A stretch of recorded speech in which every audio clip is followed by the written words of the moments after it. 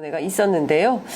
오늘은 국회 국방위원이신 그리고 더불어민주당의 최고위원이 되신 김병주 의원 모시고 다양한 정치 현안 여쭤보도록 하겠습니다. 어서 오십시오, 의원님. 네, 안녕하세요. 아유, 늦었지만 축하드립니다. 네, 감사합니다. 예, 아유, 어쨌든 저희 프로그램에 열심히 출연하셔가지고 네, 최고위원에 당선되셨습니다. 네. 지금 3주 정도 되셨는데요. 네. 최고위원 되시니까 좀 전과 후가 좀 어떤 변화가 있으십니까? 네. 일단 아주 당의 의사결정 최고기구니까 실제 책임감이 아주 무겁습니다. 그리고 또 관점을 국가 전체 그동안은 뭐 국방 외교 안보 쪽에 포커스를 맞췄다면은 이제 국가 전체를 봐야 하고 당 전체를 좀 더 봐야 되잖아요. 그리고 또 더 많이 바쁜 시간을 보내고 있습니다. 네, 그렇군요. 아까 이제 들어오시자마자 막 그 메시지 보내시고 막 계속 막 바쁘게 움직이시는 것 같습니다. 어쨌든 지금 막 그 외교안보 현안 특히 이제 국방부 장관 인사청문회가 있었기 때문에 저희가 이제 그거부터 좀 하나하나 여쭤보도록 하겠습니다. 최근에 또 계엄 논란이 뜨겁게 벌어지고 있어서 좀 여쭤보려고 하는데요. 우선 얼마 전에 끝난 김용현 국방부 장관 후보자 인사청문회 일감이 좀 어떠십니까? 글쎄요. 그 청문회에서 보여준 김용현 후보자의 태도 그런 것들은 아주 부적절했고요. 네. 또 너무나 거만하고 또 그렇게 해서 부적절한 것으로 봤습니다. 네. 그리고 또 능력도 보니까 검증 과정에서 용산 대통령실 졸속 기전을 주도했는데도 관련 예산이나 이런 건 모로세로 일관하고 실제 파악도 잘 안 된 것 같고 이런 걸로 봐서는 능력도 좀 퀘스천 마크가 가고요. 네. 특히 태도 면에서는 아주 부적절했어요. 예를 들어서 뭐 최상병 특검과 관련해서 통화 기록 이런 걸 문제 제기를 하니까 공작이라고. 네. 이걸 청문회장을 공작한다고 이렇게 발언하는 후보가 있고 그다음 뭐 똑바로 하세요인가 뭐 똑바로 뭐 그런 얘기도 하고 또 추미애 장관한테는 뭐 육선 의원하고 법무부 장관 하신 분이 뭐 하면서 또 이렇게 한다든가. 김민석 의원. 김민석 의원이 질의하니까 그렇게 하니까 대통령이 안 됐지 하면서 그렇죠. 뭐 이런 거는 듣도 보도 못했어요. 그래서 제가 태도를 많이 지적을 했거든요. 그리고 위증도 논란이 많이 되고요. 사실을 왜곡해서 이렇게 주장하는 것들이 있어서 지적을 많이 했었습니다. 네. 그러니까 전반적으로 저도 뭐 여러 국방위원들 통화를 당일 했었는데 저렇게 오만한 후보자는 정말 처음 본다 이런 말씀들 하셨고 거의 내가 누군지 알아 당신들? 뭐 약간 이런 태도였다. 그러니까 대통령이 뒤에 있음을 아주 암시하면서 얘기하는 그런 느낌을 많이 받으셨다라고 이제 말씀들을 하시더라고요. 의원님도 좀 그런 느낌 받으셨어요? 경호처장 할 때 상징적인 게 뭡니까? 입틀막 경호처장이었잖아요. 맞습니다. 입틀막은 뭡니까? 그 대통령한테 말을 하려는 국회의원과 카이스트 대학생의 입을 틀어막고 행사장 밖으로 드러냈잖아요. 그러니까 대통령의 심기 경호에만 신경 쓰고 국민은 보이지 않았던 거죠. 그렇기 때문에 국방부 장관은 사실 대통령만 보여서는 안 되고 국민의 안전을 책임져야 되잖아요. 그러니까 국민을 바라보고 또 외부의 침입 세력일 북한 또는 주변국 이런 걸 바라봐야 되는데 그런 관점 전환이 빨리 될지 의문스럽더라고요. 근데 이 정부 들어서 뭐 김용현 후보자뿐만 아니라 김문수 장관 이제 장관이 됐죠. 장관이죠. 네, 김문수 장관도 어제 라디오 출연해서 뭐 국회만 없으면 장관도 할만하다라든가 여전히 일제 강점기 때 우리의 국적은 대한제국이 아니라 일본이다라고 자기의 주장을 굽히지 않는다거나 뭐 뉴라이트 출신의 김형석 관장의 경우에 어제 독립운동 단체에서 전부 집회를 했던데 1년에 이런 과정들을 보고 있으면 정말 저런 분들이 국무위원 해도 되나라는 생각이 좀 듭니다, 의원님. 네, 그렇죠. 김문수 장관 같은 경우는 지금 예결위에서 저도 질의를 했어요. 했는데 대단히 뻔뻔한 모습을 보이고 또 또 오히려 뭐 국회의원들한테 태도를 공부 좀 더 해라, 뭐 공부해라 이런 식으로 발언을 하잖아요. 그래서 국회의원들한테 공부 좀 해라. 의사 진행 발언을 통해서 혼을 냈어요. 네. 사실 국회 나와서 답변은 형식은 국회의원한테 하는 거지만은 사실은 내용 그 본질적인 거는 국민한테 하는 맞습니다. 겁니다. 그 국회의원의 질의는 국민을 대표해서 질의하는 것이고요. 맞습니다. 그러면은 국민한테 그 얘기한다고 보고한다는 생각으로 해야 되는데 앞에 있는 국회의원과 신경전을 벌리러 온 것은 아니거든요. 네. 그런데 공부 좀 더 해라 뭐 이렇게 하고 또 더 문제는 헌법 정신과 뭐 헌법의 정체성, 헌법에 우리 그거를 부인하는 경향이 있잖아요. 네네. 헌법에서는 분명히 3.1 독립 정신을 받고 네. 임시정부의 법통을 이어받도록 돼 있지 않습니까? 네네. 그러면은 사실은 그런 것들에 대한 부인하는 듯한 그리고 또 정부의 의견과도 일치하지 않아요. 네. 예를 들면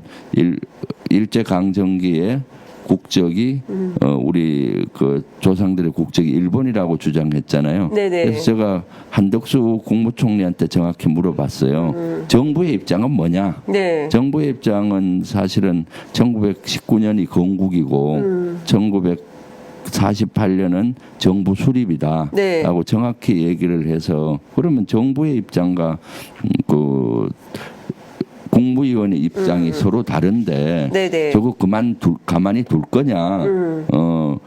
그냥 생각을 자유롭게 한다고 개인의 생각이라고 놔둘 거냐 해서 네. 그랬더니 한덕수 총리가 개인의 생각이라서 놔두겠다는 투로 얘기해서 제가 혼을 냈어요. 네. 자연인이라면은 뭐 개인의 생각으로 놔둘 수 있지만은 국무위원은 네. 공직에 있는 사람은 그래서는 안 된다. 그래서 국무회의나 이런 걸 통해서 어떻게 할지 토의를 해봐라. 네네. 저거는 분명히 잘못된 거라 하고 또 다른 의원이 지적을 했어요. 예. 김문수 의원 저런 정도로 우리 헌법 정신과 일치하지 않는 저런 분은 사퇴해야 된다. 네. 그 사퇴 건의할 용의가 있냐라고 국무총리한테 물었더니 네.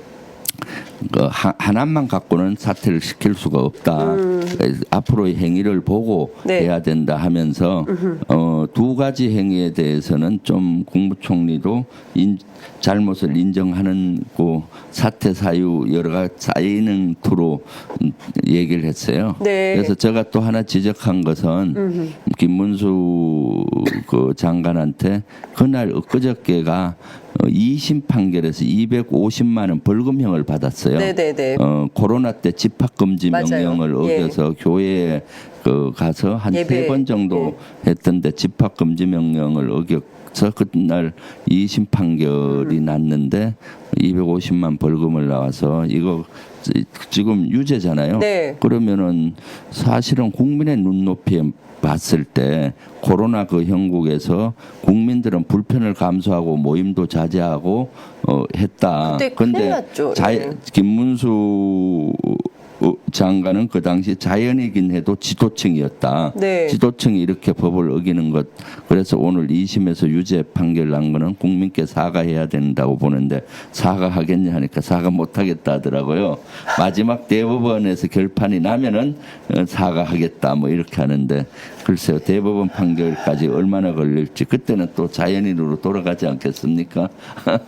그래서 그것까지 지적을 했었죠. 이런 것들은 사실은 법적으로는 벌금 250만 원은 그 해임이나 사퇴 결극 요인은 아니에요. 그렇지만은 이런 것들이 쌓여서 국민의 눈높이로 봤을 때는 국무위원으로 부적절하다. 저는 개인적으로 보고 있고 아마 한덕수 총리도 그러한 것들이 차곡차곡 쌓인다고 그런 투로 얘기했기 때문에 그런 것들이 어떻게 받아들여질지 잘 모르겠습니다. 네. 의원님 모셨으니까 제가 사실은 이것 좀 여쭤보려고 합니다. 계엄과 관련해서 말이죠. 실제로 야당 특히 민주당에서는 뭐 그 가능성에 대해서 상당히 좀 농후하게 보고 있는 반면 대통령실에서는 펄쩍 뛰고 여당에서도 뭐 이거는 무슨 그 사실상 민주당에서 뭐 괴담을 유포하는 수준이다. 뭐 계엄 괴담 뭐 이런 얘기들을 하고 있는데요. 실제로 사성 장군 출신이시기 때문에 이 문제에 대해서 누구보다도 민감하게 보실 것 같고 당내에서 좀 어떻게 보시는지 또 이재명 대표가 지난 대표회담을 통해서 직접 말씀하셨기 때문에 어느 정도의 민감성을 가지고 이 사안을 들여다봐야 된다고 보십니까? 그래서 사실 계엄은 우리에게 되게 우리 국민들에게 트라우마가 있죠. 평시의 계엄은 절대로 해서는 안 된다고 저는 봅니다. 그리고 지금은 많이 문화가 바뀌어서 계엄하기 어려운 상황은 맞아요. 네. 군인들도 깨어 있고 그 정보가 이제는 많이 오픈돼 있고 국민들의 의식도 계엄을 허용을 안 하는 그런 상황이잖아요. 그래서 보통 정부라면은 계엄에 대한 가능성이 거의 없고 낮다고 봐야 되는데 윤석열 정권은 계엄할 가능성도 저는 있다고 봐요. 왜냐하면 그동안 상식을 초월한 일을 많이 했잖아요. 네. 제일 먼저 한 것이 국방부 건물을 뺏어서 들어가고 예. 공간을 뺏어서 들어가고 이 상상이 되는 겁니까? 예. 그러면서 거부권 행사는 밥 먹듯이 하면서 국회를 무시하고 있고요. 그러니까 총선 민심이 뭐였습니까? 야당의 압도적인 지지를 한 것은 국정기조를 바꾸라. 거부권 행사하지 말았는데 그걸 계속 바꾸지 않으니까 143만 명이 탄핵 청원을 했잖아요. 네. 그런데도 안 바꾸고 있지 않습니까? 맞습니다. 그리고 본인 아내와 관련되는 김건희 특검법이나 본인이 연관됐다는 의혹을 받고 있는 최상병 특검법은 계속 거부하고 있잖아요. 본인 말은 뭐였나요? 거부권을 왜 그 행사하느냐? 죄를 지었으니까 거부하는 거 아니냐? 특검을 네. 특검을 왜 거부하느냐? 그렇죠.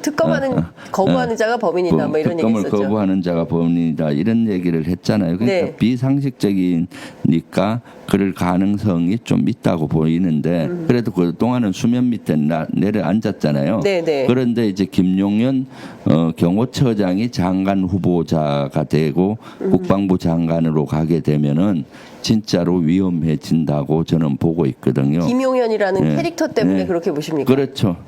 캐릭터보다는 그 구조가 그렇게 되는 거죠. 계엄할 수 있는 구조의 퍼즐이 맞추어져 구조가 되기 때문에 대통령 입장에서는 탄핵 국면으로 만약에 갈 경우 그런 계엄의 칼을 빼들고 싶은 유혹이 생기는 거죠.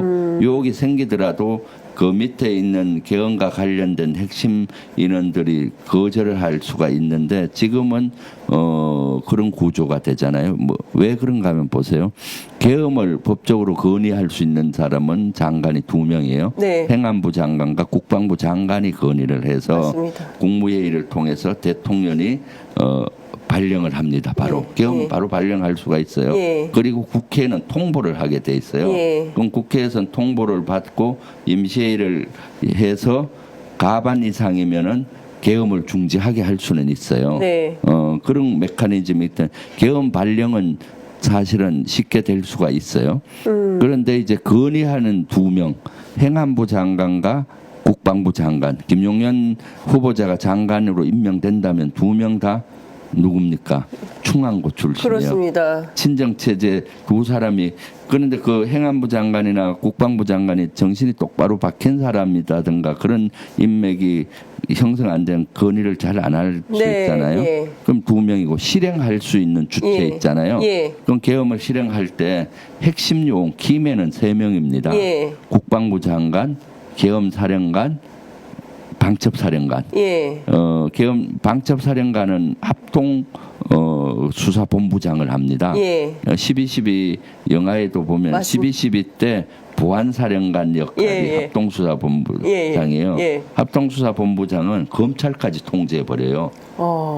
검찰까지 현 사법검찰까지 계엄이 선포되면 다 장악을 해버리기 때문에 실제 그 키맨이 3명인데 국방부 장관하고 방첩사령관이 충안고잖아요. 그렇습니다. 그 다음에 계엄사령관은 이제 그 합참무장 포스타 중에 한 명을 통상시켜요. 그런데 지금은 이제 통상 예전에는 합참의장이나 육군 총장 중에 시킬 수가 있는데, 근데 2명 다 시켜도 부담스러워요.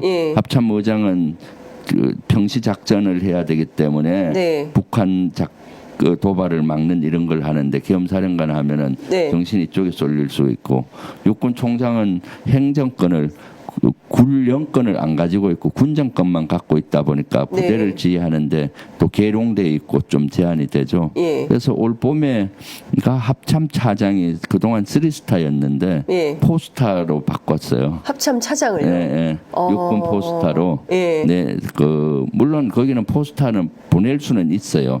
직위상. 그런데 이제 그동안 3스타가 주로 했는데 포스타로 갔잖아요. 그러니까 그런 구조가 완성이 된 거예요. 그러니까 개헌 건의하는 2사람인데 2사람 다 충한고, 키맨 3명 중에 2명이 충한 거잖아요. 그러니까 그런 유혹을 받을 수 있게 돼 있는 거고요.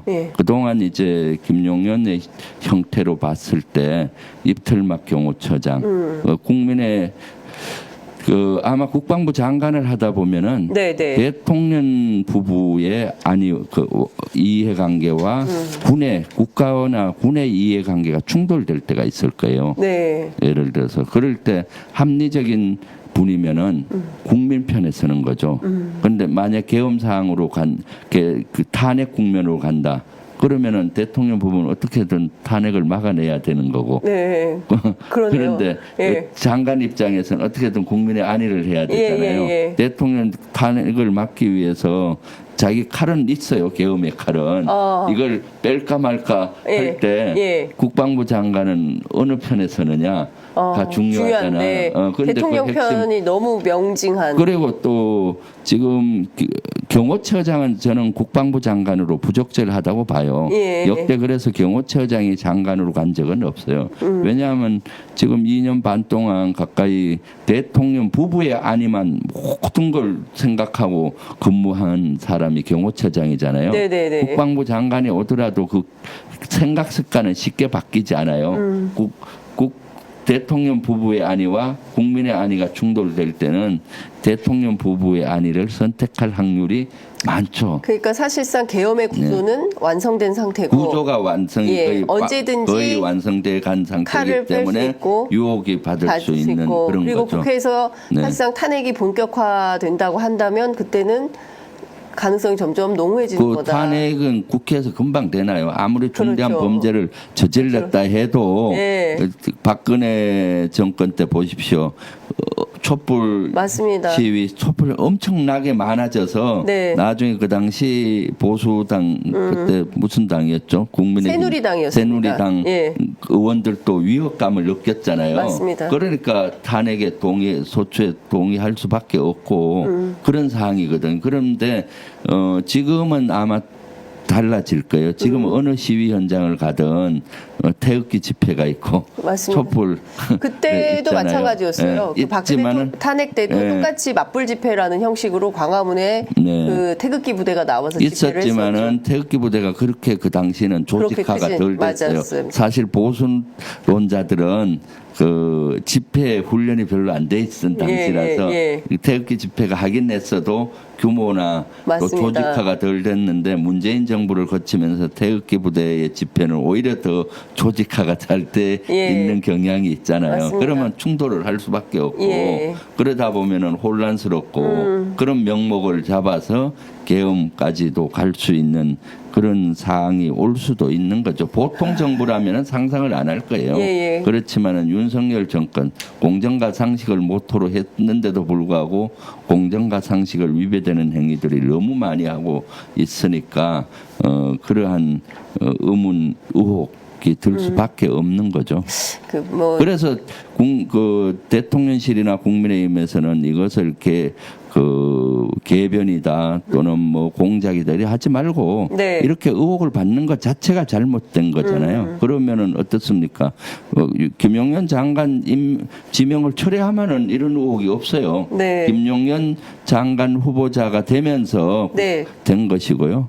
그리고 또 그날 청문회 때 그 박선원 의원이 문제를 하나 제기한 것이 있는데 수도권 사령관 3명과 네, 수도권 경호처장이 공간에 수도권 3명을 불러서 모임을 했다. 그건데 그때 김용현 후보자는 부인을 하지 않았어요. 강하게. 맞습니다. 그리고 어느 언론 인터뷰를 통해서 보니까 경호 작전에 대한 토의를 계엄으로 둔갑시킨다라고 그런 투로 나오더라고요. 근데 경호처장이 그 3명의 사령관, 수방사령관, 특전사령관, 방첩사령관 3명의 사령관을 만약에 부른 것이 사실이라면은 이것은 아주 큰 일이에요.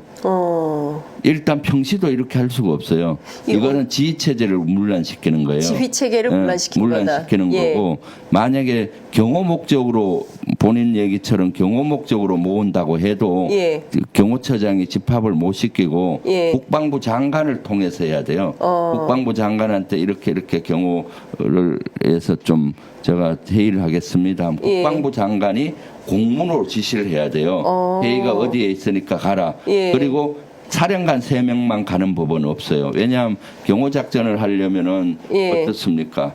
그 병력이 동원돼야 되잖아요. 그러면 합참의 참모가 가야 되고 국방부 정책실장이나 차장이나 누군가 가야 되고요. 합참의 참모가 가야 되고 합참 차장이 되든 작전본부장이나 작전부장, 부장급 정도가 같이 가야 되죠. 왜냐하면 그 회의 결과를 작전 명령으로 내려줘야 병력이 움직이는 거예요. 합참에서 장관이 지시해야 되고 그리고 그러한 회의는 사무실에서 이루어지는 거지. 공간에서 이렇게 불러 모으는 거는 지체계가 무너지는 거예요. 만약에 공간에서 그렇게 장관 허락 없이 모았다고 하면은 이것은 군의 지체제를 문란시키는 아주 큰 사건이죠. 신원식 국방부 장관이 이 사실을 몰랐다고 한다면 신원식 장관하고 육군 총장이 몰랐다고 한다면은 이것은 합참 의장이 이것은 아주 불손한 의도가 있다고 보여지는 거죠. 왜냐하면은 특전사령관하고 수방사령관의 상관은 2명이에요. 육군 총장은 군 정권의 상관이고 군령 있잖아요. 작전권은 합참 의장이에요. 그렇습니다. 그러면 이제 전혀 다른 데에서 부르잖아요. 그러면은 불렀다 하더라도 특전사령관하고 수방사령관은 육군 총장님한테 전해서 이래서 경호처장이 부르는데 어떻게 되냐? 할까요? 허락 받고 갔다 와서 가서 보니까 보고를 해야 돼요. 이런 것들이 없었다면은 이것은 대단히 불손하고 방첩사령관의 상관은 장관입니다. 그럼 국방부 장관한테 보고를 하고 갔다 와서 보고를 해야 되고 그런 건데 이렇게 핵심 사령관 3명은 부를 수가 없어요. 민간에서도 비슷해요. 예를 들어서 LG 그룹 예를 들어 LG나 삼성 예를 들어서 LG 그룹 회장이 삼성 그룹의 핵심 사장 3명을 공관으로 불렀어요. 그럼 말이 안 되죠. 그럼 예를 들어 다 의혹을 갖잖아요. 그거 어떻게 된 거야? 그렇죠. 기술을 빼가는 거야? 이런 의혹이 당연히 생기는 거죠. 그리고 삼성 예를 들어 회장 입장에서 불쾌한 거고 그걸 허용하지도 않을 거고 만약 그렇다면 그런 사장만이 아니라 또 여러 참모가 같이 가는 거고 낮에 가는 거고 그러니까 이거는 민간 회사에서도 말이 안 되는 건데 하물며 군에서는 무력을 갖고 있는 집단인 군에서는 진짜 이거는 있을 수 없는 얘기예요. 의원님께서 불순한 의도라고 하셨는데요. 그 의도가 뭐라고 보십니까? 불순한 의도라고 왜냐하면 그 내용을 저희가 모르니까 만나서 예를 들면은 여러 가지가 있을 수가 있잖아요. 내가 힘이 있다는 걸 가시할 수도 있는 거고 또는 인사권에 개입했을 수도 있는 거고 또는 지금 의혹이 되게 되는 것 같이 여러 가지 의논을 할 수 있는 거고 그래서 거기에서 오간 내용을 저는 아직 확인을 할 필요가 있고 이것이 국방부의 공문으로 소집 명령이 내려가서 한 것인지 만약 아니라면은 여러 가지 불손한 의도란 게 뭐예요? 지휘체제 물란시키는 것도 불손한 것이고 그렇죠. 계엄을 모의했는 것도 불손한 했다면은 예. 무슨 얘기를 했는지 몰라요. 그 자체는 아주 나쁜 행위다. 네. 군을 당일 지휘체제를 그 김용현 후보자가 이런 얘기를 했습니다.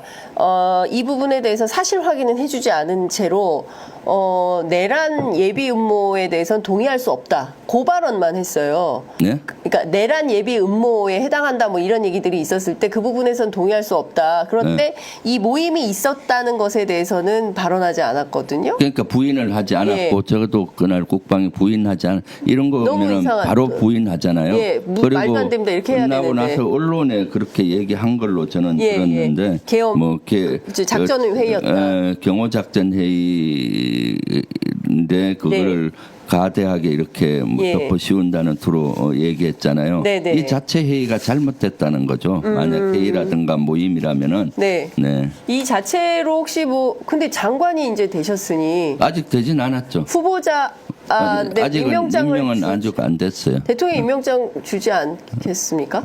글쎄요, 그건 뭐 네.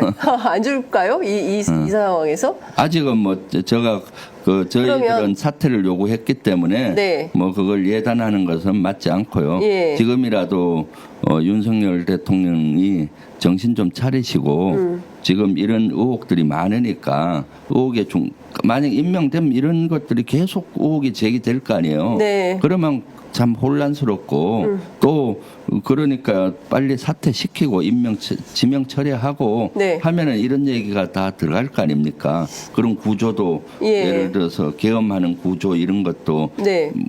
중간에 하나의 그 퍼즐이 빠져버리니까 어려워지는 거고요. 네네. 그런 거죠. 그런데 그래서 지명 처리를 하는 것이 마땅한 거고요. 그 다음에 뭐 근거가 없니 뭐 이런 모임 자체가 근거가 될 수가 있는 거고 예. 또 하나는 이미 박근혜 탄핵 때도 예. 그 국민의힘에서는 뭡니까? 야당 같은 경우는 가반 의석 넘는데 해제하면 되지 않느냐 네네네, 그 얘기가 하는데 있었죠. 그것도 그 법적으로는 그렇게 돼 있는데 근데 사실 그거는 의원님 저희들이 확인을 많이 했기 때문에 그 부분에 대해서는 설명 안 해주셔도 아마 저희 시청자들이 잘 아실 것 같고요. 근데 중요한 포인트는 김용현 후보자가 이렇게 의혹과 문제가 많은 후보자라고 한다면 당연히 지명철회 또는 자진 사퇴를 해야 옳은데 지금 윤석열 정부의 상황을 보면 그대로 임명할 가능성이 매우 높아 높죠. 보이고 그러면 이제 이런 혼란은 초래가 되는 건데 그래서 김종대 전 의원 같은 분은 그 민주당 혹은 야당 쪽에서 하시라도 탄핵을 준비해야 된다. 김용현 후보자가 장관이 됐을 때 뭐 이런 얘기를 하는데요. 아직 뭐 업무 시작도 안 된 사람을 뭐 탄핵 얘기하기는 그렇습니다만. 그런데 국방부 장관 탄핵은 쉽지가 않습니다. 다른 장관은 쉽게 할 수 있는데 네. 제가 봤을 때 국방부 장관은 탄핵이 쉽지가 않아요. 우리 안보는 추워도 공백이 있어서는 안 되잖아요. 네네. 아무리 우리가 야당이다 하더라도 예. 저는 그거는 쉽지 않은 이유가 뭔가 하면은 다른 행정부처는 차관이 장관을 대행할 수가 있어요. 네네. 탄핵하면은 헌법재판소 결론이 날 때까지 네. 공백이 생기고 장관은 업무가 중지가 되고 차관이 대행하잖아요. 네. 그럼 다른 지난번에 행안부 장관 사례로 보면 행안부는 차관이 대행을 할 수 있어요. 장관은. 네. 국방부는 차관이 대행하기는 대단히 어려운 구조로 돼 있습니다. 여기도 예. 구조가 중요해요. 왜냐 차관은 직급으로 보면 3스타급입니다. 군에서. 군 3스타급이에요. 그럼 이제 차관이 대행하는데 3스타급인데 물론 장관 대행하기 때문에 권한을 줬다 하지만은 포스타들을 지휘하기가 쉽지가 않잖아요. 그렇겠죠. 예를 들어서 육군, 해군, 공군 총장, 육해군. 합참의장 물론 형식적으로는 지휘가 되겠지만은 자발적인 이런 충성을 우러나지 않을 거 아니에요. 쓰리스타급인데 그렇겠죠. 지시하면 더 그런 것은 혼란이 장관이 있으니까. 우리 한미연합사령관도 지휘를 하는 구조예요. 한미연합사령관은 한미연합군을 지휘하는데 그 양계 우리 한국과 미국의 동시 지휘를 받아요. 네. 그렇기 때문에 그 지휘를 해야 되는데 연합사령관도 포스트하잖아요. 예, 그러면 이제 연합사령관이 차관이 대행을 하게 되면은 물론 뭐 형식적으로는 하겠지만은 마음에 우러나오는 이런 불가하겠네요. 그가 있어야 되잖아요. 예. 그런데 그런 것들이 쉽지가 않아서 조금 지휘에 문제가 생길 수가 있다. 그러니까 지금 국방부 장관은 탄핵이 사실상 쉽지 않기 때문에 할 수는 있는데 그렇게 되면 여러 가지 문제가 노정이 되기 때문에 쉬운 건 아니죠. 큰일이네요. 그러면 이분 문제가 보통 심각한 문제로 되지 않을 수 없겠다라는 생각이 좀 듭니다. 29분이고 또 오늘 국회 그 교섭단체 연설이 있기 때문에 또 빨리 가셔야 돼서 현안이 많아서 좀 하나하나 여쭤보도록 하겠습니다. 오늘 오전 새벽 6시에 뉴스토마토에서 단독 보도가 하나 나왔는데요. 김건희 여사가 4.10 총선 공천에 개입했다라는 보도입니다. 오선 중진 김영선 의원에게 지역구 이동을 요구했고 김건희 여사와 김영선 전 의원이 서로 주고받은 텔레그램이 확인됐다라는 내용인데요. 혹시 이 보도 접하셨습니까? 네. 저도 기사를 봤는데 대단히 심각한 문제라고 봐요. 이것은 뭐 진짜 김건희 여사는 지금 아무런 직책이 없잖아요. 대통령의 배우자라는 것밖에 없잖아요. 그런데 우리 당의 이런 공천에까지 관여했다. 이것은 아주 심각한 사항으로 보여지죠. 그것이 그 제보된 텔레그램 문자라든가 이런 것이 사실이라면은 이것은 아주 심각한 저는 문제라고 봅니다. 이 민주당에서는 이 문제에 대해서 지금 어떤 입장이고 어떻게 대응할 계획이십니까? 뭐 지금 방금 그것은 뭐 아직 3시간 우리가 전에 논의를 안 했기 때문에 가서 한번 논의를 해야 되겠죠. 이것은 아주 그동안 대통령 위에 김건희 여사가 있다 뭐 이런 것들이 많이 나왔었잖아요. 그리고 국정농단을 하고 있다라는 의혹들이 많았잖아요. 이런 것들이 이제 하나의 증거가 되지 않겠나 싶어요. 그래서 이것은 아주 심각하게 저는 개인적으로 보여지고 우리 최고위원들도 여기에 대해서 좀 논의를 해서 당의 방향을 옳게 잡아야 될 것 같습니다.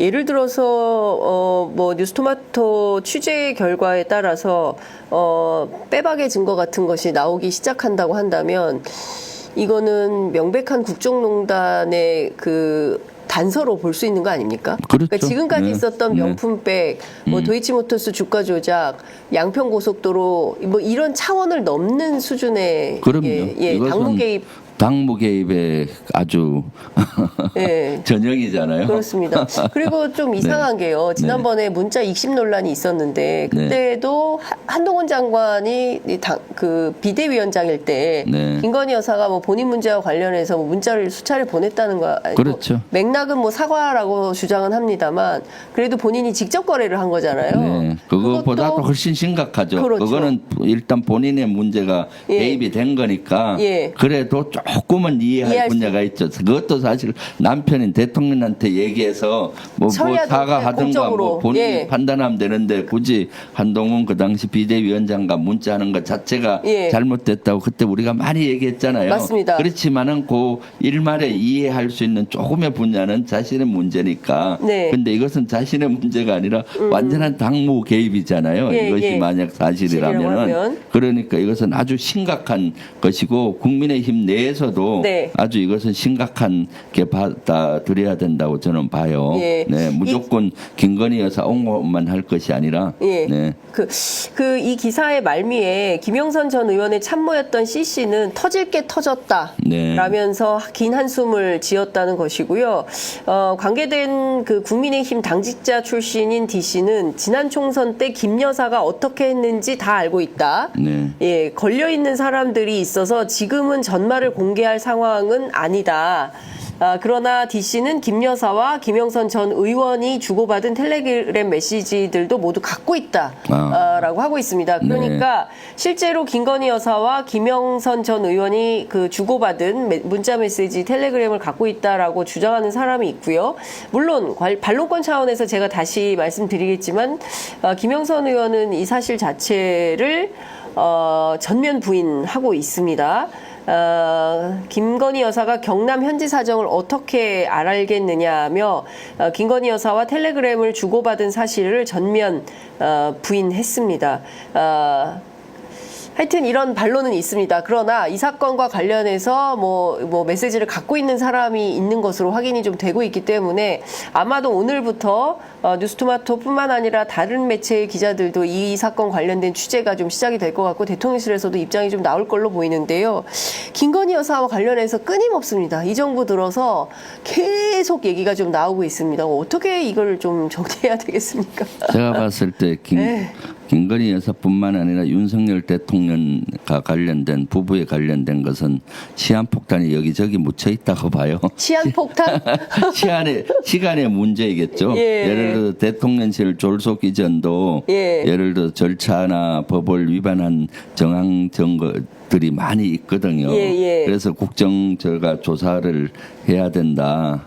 또는 특검으로 그것도 가야 된다는데 못 가고 있는데 그런 것 특검이 발의되고 하면은 그런 것들을 정확히 확인할 수 있을 거 아니에요. 그런 시한폭탄들이 너무 많아요, 사실은. 네. 정가에 흘러다니는 소문을 제가 다 말씀드릴 수 없을 정도로 굉장히 많은 내용들 의원님도 알고 계실 텐데 확인되지 않으니까 저희가 말씀은 드릴 수가 없지만 그래서 지금 이제 지지도가 20%대인데 20%를 주저앉으면은 그런 시한폭탄의 초시계는 더 빨라질 거예요. 초시계가 더 왜냐하면 지금은 아직도 힘이 있으니까 그 눈치 보고 또 누군가 또 피해를 볼 수 있으니까 그런 것들을 터뜨리지 않은 분들이 많을 거 아니에요. 그런데 시간이 지날수록 또 지지도가 20% 이하로 떨어지고 하면은 그런 것들이 점점 수면 위에 하나하나 올라오지 않겠습니까? 이번 주 지난주 갤럽을 비롯해서 이번 주 초반에 발표된 어제까지 발표된 여론조사를 보면 TK, PK 그리고 보수로 알려진 대구 대구 경북 그다음에 이제 부산 경남뿐만 아니라 70대도 흔들리고 있다라는 얘기가 좀 나오고 있고 지지율도 지금 30%가 밑도는 수준의 지지율이 계속 나오고 있는 상황입니다. 그렇기 때문에 이번 주 지지율 굉장히 중요할 것 같은데 의원님 좀 민주당에서 어떻게 전망하세요? 뭐 민주당 전망보다도 지금 현실적으로 지금 얼마나 어렵습니까? 나라가 우수선하고 지금 의료대란 때문에 지금 우리 국민의 생명이 위협받고 있잖아요. 뺑뺑이 돌다가 그 사망에 이르고 계시는 분들이 지금 속속 발생하고 있고 안타깝게도 이러한 대란을 누가 만들었나요? 정책을 잘못 써서 예견됐던 건데 이렇게 한 거 아니겠습니까? 특히 추석 때에는 예전 통계를 보니까 응급 환자가 2배로 늘더라고요. 추석 당일과 그 다음 날은 그런데도 불구하고 지금 응급 의료 체계가 무너지고 있어서 지금 국민들은 저녁에 아프지 마라, 연휴 때 아프지 마라, 병원도 못 간다. 요새 구호가 아프지 말자, 다치지 말자 이겁니다. 그런 상황이니까 제가 지역에 이래 다녀보면은 연세 드신 분들도 내가 그 윤석열 찍었는데 대통령 찍었는데 이제는 빨리 끌어내려 주세요 하는 분들이 너무 많아요. 아 정말요? 진짜로 그런 분들이 그게 아니다. 이제는 빨리 내려주세요 하는 분들이 너무 많고 살기가 너무 어렵다. 그리고 지난번에 기자회견 겸 그 간담회인가요? 발표 기자회견에서도 국정브리핑이 국민을 더 실망시키고 좌절하게 만들었잖아요. 이 경제가 이렇게 어려운데 지역에 가면은 문 닫는 가게들이 너무 속출하고 있는데 경제 잘 돌아간다라고 얘기하니까 심장이 무너질 거 아니에요.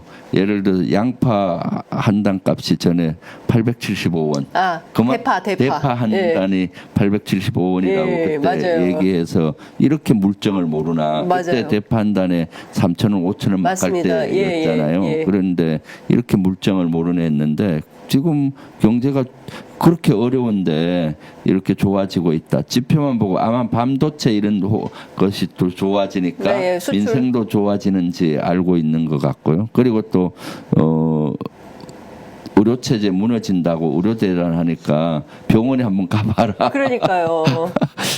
그런 얘기를 듣는 예. 국민의 심정은 어떻습니까? 참 너무 무너지고 있잖아요. 그렇습니다. 그러니까 지금 뭐 사실은 뭐 의원님 말씀 주신 대로 사람들이 죽어나가고 있습니다. 용산에 바로 저 국방홍보원 신청사에서 공사하다가 4m 높이에서 떨어진 노동자 결국 응급실 가지 못해서 1시간 15분 만에 이송했지만 결국 숨지는 상황이 벌어졌고요. 2살박이 아기 어제 상당히 큰 뉴스가 됐습니다. 지금 의식불명 상태로 한 달째 지금 있고요. 네. 도대체가 잊지 말아야 될 대한민국 의료 선진국인데 도저히 한국에서는 상상도 할 수 없는 일들이 세계 최고의 의료 선진국인 우리나라가 어느 날 갑자기 막 응급실 뺑뺑이 돌고 막 이런 상황이 된 건데 이게 다 의사들 탓이라는 거 아닙니까? 예. 그러니까요. 예. 그래서 지금 대통령실에서는 사실은 뭐 특별하게 언급할 게 없다. 응급의료 붕괴는 거짓말이고 허구다. 의사들 말만 듣고 의료 체계가 무너졌다고 혹세무민한다라는 아니 얘기를 하고 의료 있습니다. 체계가 안 무너졌으면은 군의관들을 왜 동원합니까? 그러네요. 군의관들을 예. 군을 동원한다는 거는 그만큼 네. 민간 그러네요. 시스템으로 못한다는 못하니까 거예요. 군을 위기 시에만 군을 동원하잖아요. 군은 전쟁을 대비하는 조직이고 예. 하기 때문에 군내 군의관이 현재도 부족한데 예. 그 군의관들을 지금 200명 이미 파견돼 있어. 가 있고 예. 또 추가로 한다는 거 아니에요. 그럼 한 200~300명 빠질 텐데 네. 그러면 전방에서 군인들은 위험한 훈련을 많이 하잖아요. 네. 수류탄 투척 훈련, 장기 행군 뭐 이런 것들을 하면은 응급 환자들이 많이 발생을 해요. 네, 그럼 네. 골든 타임을 놓칠 수 있잖아요. 네. 그 의료 체계가 문제 없다는데 왜 군을 동원할 정도면은 네. 대단히 위험한 심각한 거다. 상황인 겁니다. 예. 네, 예. 근데 또 어제도 또 의정부 성모병원을 가셨는데 거의 뭐 문제 없고 사실상 여기서 어떤 얘기를 했냐면 뭐 그 현장의 어려움 같은 것은 내가 납득을 하겠다. 응급실 의료진 보상을 불충분하기 때문에 이걸 보상을 하겠다는 것이고 필수 의료 수가 인상하고 재정을 10조 원 투자하겠다 이런 말씀하셨습니다. 어떻게 네. 보세요? 그러니까 대책이 지금 되겠습니까? 혈세가 네. 거기에 술술 새고 있는 겁니다. 예. 국가 응급 이번에 대책 내놓은 것들이 다 예. 졸속이고 예. 그렇거든요. 제가 예산결산심의위원회에서 보건복지부 장관한테 전화를 질의를 했어요. 예. 그 응급실 의료 수가를 올리는 걸로 돼 있잖아요. 예. 전문의 진단은 뭐 수가를 150%에서 250% 올린다. 인상한다. 결국 그것도 국민의 호주머니에서 돈은 나가는 거거든요. 본인 부담금도 90%를 올린다는 거잖아요. 그리고 때. 또 거기에는 경증하고 중증, 즉 경증 환자하고 뭐 이런 사람들은 그렇게 올리겠다는 예, 거잖아요. 그 예. 경증 환자냐 중증이냐 구분을 누가 합니까? 그러니까 앰뷸런스 타고 가고 있는 그 앰뷸런스에 있는 예. 그 구급사가 하고 뭐 병원 입구에 가면은 간호사가 한다는데 본인들은 다 이게 그러니까 요새는 119도 부르면 잘 안 온다고 그래요. 뺑뺑이를 도니까 하도 도니까. 없어. 부를 차가 없는 거죠. 세상에. 사람이 아니라. 그것은 그렇게 되는 겁니다. 네. 구급차 한 5시간, 6시간 환자가 타고 있는데 어디 또 갈 수가 없잖아요. 그렇죠. 그래서 구급차도 지금 부족한 상황이고요. 이게 진짜. 인력도 부족한 거고. 네. 그러면 본인이 아픈데 가족이나 같이 갔는데 간호사가 이거 중증이 아니고 경증이에요. 딴 데 가세요. 하면 본인 입장에서 다 중증입니다. 아니 어제 그 박민수 차관인가요? 그런 얘기 하지 않았습니까? 네. 전화 통화할 수 있으면 피가 많이 나도 경증이다. 이런 주장을 해서 어제 난리가 났었습니다. 네. 예, 그러니까 지금 정부의 인식은 그런 수준이고 의료대란 그러니까. 문제가 없다는 거고 얼마든지 비상 체계로 네. 운영할 수 있다라고 주장을 하는데 네. 어제 또 이재명 대표도 현장에 다녀오지 않으셨습니까? 네. 그래서 민주당 안에서도 어느 정도나 심각한지는 좀 서로 공유가 좀 있었을 것 심각하죠. 같은데. 그래서 지금 협의체를 만들자고 원내대표가 네. 제시를 한 것이고요. 네. 이런 의료대란의 국민의 안전을 그대로 방치할 수가 없잖아요. 그래서 야당인 우리도 나서서 같이 머리를 맞대고 여야 이렇게 좀 지혜를 짜서 이걸 해결해야 되겠다. 네. 그래서 어저께 원내대표 연설에서도 그런 내용들이 있었고요. 네. 의원님 지금 단독 보도가 하나 나왔는데요. 대통령실이 17개 시도 권역별 응급센터에 대통령실 1급 비서관들을 한 명씩 배치하는 방안을 추진한다고 합니다. 대통령실 1급 비서관들이 응급실에 가서 앉아 있으면 의료 대란이 해결이 됩니까? 그러니까 이 행정 1급 비서관 가서 도움이 뭐 되겠어요? 오히려 방해만 되지. 대통령실에서 직원 와서 앉아 있으면 이게 옛날에 흡사 저 그 생각이 나네요. 갑자기 뭐지 동일하게 비교할 수는 없는데 옛날에 언론사에 안기부 보안사 요원들이 막 다 한 명씩 배치돼 가지고 기사 검토하고 막 이랬었지 않습니까? 그렇게 지금 뭐 무슨 불법행위나 이런 거 있으면은 신고하고 엄단하는 차원인 건지 가서 뭘 서비스를 하려고 하는 것인지 네. 국정 운영을 이렇게 해도 되는 것인지 잘 모르겠습니다.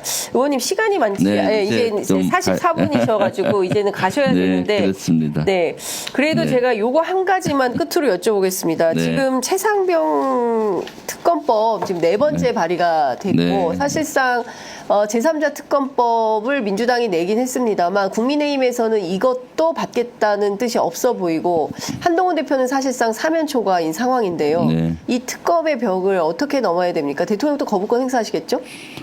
글쎄 지금 뭐 거부권 행사할 걸로 보이는데 그렇다고 예단하기는 어렵죠. 왜냐하면 이번에 야당 4개 야당이 낸 것이 제3자 추천안을 받아들여서 한동훈 안을 받아들인 거 아니겠습니까? 그러면 한동훈 당대표는 본인의 입으로 3자 추천안을 했으니까 국민의힘과 의원들과 대통령실을 설득시켜서 받도록 해야 되겠죠. 그런데 본인이 아마 조금 전에도 얘기했지만 사면 초과 상태니까 지금 능력을 발휘해야 될 시기인데 이걸 해결 못하면 한동훈 대표 스스로 무능하다는 거를 얘기하는 거 아니겠습니까? 그리고 이제는 대통령실도 점점 여기에 대한 심각성을 국민들이 이해하고 있거든요. 분노 게이지가 올라가고 있고요. 빨리 명명백백히 특검을 통해서 밝히라는 국민적 요구가 올라가고 있기 때문에 이러한 국민의 소리를 좀 들어라. 네. 알겠습니다. 이제 국회 본회의장 얼른 가셔야 되기 때문에 제가 여기서 오늘은 보내드리도록 하겠습니다. 여러분 주블리 TV도 많이 사랑해 주시기 바랍니다. 의원님 말씀 잘 들었습니다. 고맙습니다. 감사합니다. 네.